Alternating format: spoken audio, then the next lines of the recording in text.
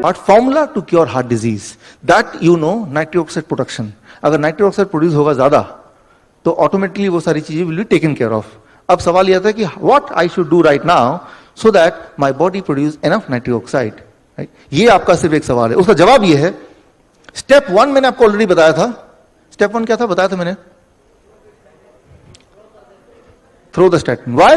Because statin क्या करता है, वो नाइट्रिक ऑक्साइड के प्रोडक्शन में बीच में आता है. Right, it hampers the production of nitric oxide. तो पहले तो वो सारी चीज उठा के फेंको जो नाइट्रिक ऑक्साइड प्रोडक्शन के बीच में बाधा डलती हो, तभी तो हम कुछ कर पाएंगे. राइट. सो यहां पे कुछ लोग हम मुझे बोलते हैं, डॉक्टर साहब मैं वो दवा भी लेता रहूं और आप जो बता रहे हैं खाने पीने का वो भी चलता रहेगा. मैं बोलता हूं वो तो कुछ ऐसा हुआ ना कि आप कीचड़ लगी हुई, आप नहा भी रहे हो, कोई कीचड़ मार भी रहा है आप पे, तो कभी भी वो दिन नहीं आएगा जब आप पूरी तरह से क्लीन हो जाओगे. पहले वो कीचड़ को रोको, अब आप नहाओ तभी तो क्लीन होंगे ना. Right. So in the same way पहले वो तो थ्रो करना पड़ेगा तभी जाके ये इफेक्ट काम आएगा, बिकॉज उसकी वजह से तो ऐसा हो रहा है. Okay, now step 2, increase production of nitric oxide के लिए स्टेप 2, ब्रेकफास्ट. ये बड़ा ही सिंपल है. 12 बजे तक आप एक ब्रेकफास्ट का नियम लगा दीजिए, जो हम में से बहुत सारे लोगों ने ऑलरेडी लगाया हुआ है. जैसे आपका मुझे ब्रेकफास्ट करना है तो मेरे बॉडी का वेट है 70 kg. जितना आपका बॉडी का वेट है इंटू 10, यानी कि कितना हो गया मेरा 700. अब उसको ग्राम में कन्वर्ट कर दीजिए, 700 ग्राम. उतना फल. मान लो किसी का वेट है बॉडी का 100 kg, इंटू 10 कितना हो गया 1000 ग्राम, यानी कि 1 किलो. राइट. और उतना फल, कौन से वाले फल जो आपका मन करे. Seasonal fruits. सीजनल फ्रूट कौन से होते हैं, जो सस्ता मिलता है वो सीजनल फ्रूट्स. राइट. तो जो सस्ता नहीं मिले वो सीजन का नहीं है, तो और अच्छा, पैसे भी कम खर्च होंगे. कौन से वाले फ्रूट्स, सीजनल फ्रूट्स. कौन से वाले सीजनल फ्रूट्स, जो आपका मन करे वो वाले. अरे मैं तो डायबिटिक हूं, तो फिर तो आपको आम ज्यादा खाने चाहिए, कम से कम 2 किलो. राइट. तो और गन्ने का जूस वो 2 गिलास 3 गिलास चल जाएगा कम से कम.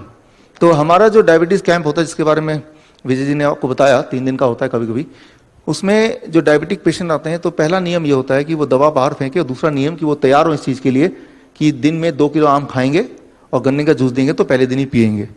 और अगर ऐसा वो करते हैं तो वो खुद ही सरप्राइज रहते हैं, within first 3 days they are cured of diabetes. पूरी तरह ठीक हो गए. राइट. Thank you. यहां भी आप में से बहुत सारे डायबिटिक एजुकेटर ऑलरेडी हैं जो पहले कभी पेशेंट थे, and now you are enjoying mangoes, जो आपने इतने सालों में नहीं खाया, और वो सारा आप खा रहे हैं और शुगर लेवल मेंटेन है. तो यहां पे मैं बोलना चाह रहा हूं कि 12 बजे तक आपको सिर्फ इतना करना है कि जो भी आपके पेट में जाए इट शुड बी फ्रूट्स. भाई कौन सा फ्रूट, सीजनल फ्रूट, कितने वाले फ्रूट, कैसे वाले, वो आप पे डिपेंड करता है. लेकिन वो जब 700 ग्राम में मेजर करूंगा, दैट इज छिलका निकालने के बाद, गुठली निकालने के बाद इफेक्टिव वेट. छिलका गुठली थोड़ा खा रहे हैं हम, तो उसका वेट क्यों काउंट करना. और एक बार में नहीं खाया जाए तो इंस्टॉलमेंट में. 7 बजे आपने 200 ग्राम खाया, पेट भर गया थोड़ा, फिर 8 बजे आपने 300 ग्राम खाया, फिर पेट भर गया. 12 बजे तक यही खाना है, कितना मर्जी. कई लोग बोलते हैं कि मेरा लाइफस्टाइल ऐसा है कि मुझे बाहर जाना पड़ता है, यहां जाना, मुझे भी बाहर जाना पड़ता है महीने में 20 दिन. तो मैं अपने एक बैग है मेरा, उसमें मैं 1 दर्जन केले रखता हूं, अभी भी है इधर. राइट. और वो क्योंकि उसमें धोना भी नहीं है, कुछ भी नहीं करना, काटना भी नहीं है, सीधा खा जाना है. तो ये अच्छा है और सस्ता भी आता है, कहीं मिल जाता है. राइट. और कोई सामने हो तो उसको भी एक केला दे दिया, वो भी खुश हो गया. सो इस तरह से आपको नियम थोड़े, thank you friends, thank you, thank you. इस तरह से आपको नियम चेंज करना है कि 12 बजे तक whatever you take it should be only fruits. खाने से पहले क्या है, फल है क्या, रोटी नहीं, दही नहीं, चपाती नहीं, ब्रेड नहीं, कुछ भी नहीं, सिर्फ फल.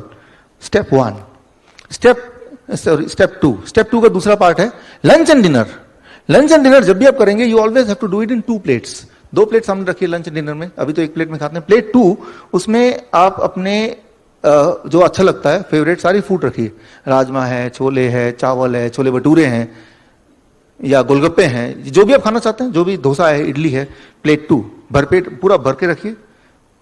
और प्लेट 1 में आपका वेट जितना है, जैसे मेरा वेट है 70 kg, तो 700 ग्राम इस वक्त वो क्या हो जाएगा, वेजिटेबल्स, रॉ वेजिटेबल. कौन से, जैसे टमाटर है, खीरा है, मूली है, गाजर है, शिमला मिर्च है, मटर है, ककड़ी है, या कुछ ऐसे पत्ते जो आप कच्चा खा सकें. सलाद पत्ता है, गोभी का पत्ता कुछ लोग कच्चा खा लेते हैं. तो raw vegetable which you can eat in raw without cooking 700 grams पहले मैं खा लूंगा अच्छी तरह से. उसके बाद कहां है प्लेट 2? आप सोच रहे होंगे जब इतना खा लूंगा प्लेट 2 की जगह ही कहां रह जाएगी? यही तो मैं चाहता हूं, प्लेट 2 अब ना ही खाएं तो अच्छा है, right? Thank you friends, thank you. लेकिन मैं आपको बताता हूं, पहले दिन दूसरे दिन थोड़ी तकलीफ होगी, लेकिन उसके बाद आपको वो कम लगेगा, क्योंकि उसमें पानी है। जितना भी आप खाएंगे आधे घंटे 1 घंटे में बहुत ज्यादा भूख लगेगी। जितना ज्यादा खाएंगे उतनी भूख बढ़ेगी, और आप हैरान होंगे 1 हफ्ते 2 हफ्ते में जो लोग मोटे हैं उनका वेट बिल्कुल ड्रास्टिकली घटेगा, स्पेशली स्टमक से, जहां ज्यादा वेट है, जहां ज्यादा फैट है, जहां ज्यादा जिद्दी फैट है, वो जल्दी घटेगा। तो ये एक अच्छी बात है आपके लिए। तो लंच और डिनर से पहले ये रूल रख सकते हैं। और जो लोग बहुत ज्यादा बीमार नहीं है, थोड़ी बहुत दवा चल रही डायबिटीज की, थोड़ी बहुत हाइपरटेंशन की, थोड़ी बहुत कोलेस्ट्रॉल भी ले रहे थे और थोड़ी बहुत ऐसा या थोड़ा बहुत वैसा, उनको थोड़ा सा रिलैक्सेशन ये मिल सकता है कि वो, जैसे मेरा 70 है तो 700 ग्राम की जगह मैं 500 ग्राम कर देता हूं। थोड़ी बहुत चीटिंग कि इसको थोड़ा घटा दिया, उसको थोड़ा बढ़ा दिया। लेकिन कई बार लोग बोलते हैं ऐसा कर लूं डॉक्टर साहब, पहले प्लेट 2 खा लेता हूं फिर प्लेट 1 खा लूंगा, लेकिन उससे रिजल्ट भी उल्टा आएगा। वो उसका एक खास साइंस है जो कभी और मैं आपको एक्सप्लेन करूंगा। प्लेट 1 को पहले खाना है, फिर प्लेट 2 को खाना है। So this is the step 2। Step 3, the most important of all, stop consuming food with cholesterol. ऐसा खाना ना खाएं जिसमें कोलेस्ट्रॉल हो। कैसे पता चलेगा कौन सा खाने में कोलेस्ट्रॉल है, कौन से खाने में कोलेस्ट्रॉल नहीं है? अक्सर पैकेट में लिखा देखा 0 कोलेस्ट्रॉल, 0 कोलेस्ट्रॉल। सिंपल रूल है, भगवान ने कोलेस्ट्रॉल बनाने की ताकत सिर्फ जानवरों को दी है, राइट? प्लांट को यह ताकत नहीं दी है। तो पौधों में या पौधों से जुड़ी हुई फूड में कोलेस्ट्रॉल 0 है। काजू में कोलेस्ट्रॉल 0, बादाम में कोलेस्ट्रॉल 0, वेजिटेबल में कोलेस्ट्रॉल 0, फ्रूट्स में कोलेस्ट्रॉल 0, ग्रेन्स में कोलेस्ट्रॉल 0, राइट? तो थैंक यू फ्रेंड्स। तो कुछ पूछना तो लिख लीजिए, in the question answer we can discuss. तो कैसे पता चले कोलेस्ट्रॉल है कि नहीं? तो अगर वो फूड एनिमल ओरिजिन है, इट इज हैविंग कोलेस्ट्रॉल। जैसे दूध है, वो पौधे से नहीं आया ना, गाय से आया ना, तो उसमें भरपूर कोलेस्ट्रॉल है। तो वो जो कोलेस्ट्रॉल है दूध का, वो आपके लिए नहीं है। हो सकता है उस गाय के लिए हो, उसके गाय के बछड़े के लिए, वो आपके लिए नहीं है। कई बार लोग बोलते हैं गाय का दूध तो बड़ा न्यूट्रिशियस होता है। न्यूट्रिशियस होता है, लेकिन वो गाय के बच्चे के लिए होता है न्यूट्रिशियस, आपके लिए थोड़ा ना होता। वो इंसान ही एक ऐसा जानवर है जो जीवन भर दूध पीता है, और इंसान ही ऐसे जानवर है जो दूसरे जानवर का दूध पीता है। तो वो दूध उसके पीने दीजिए।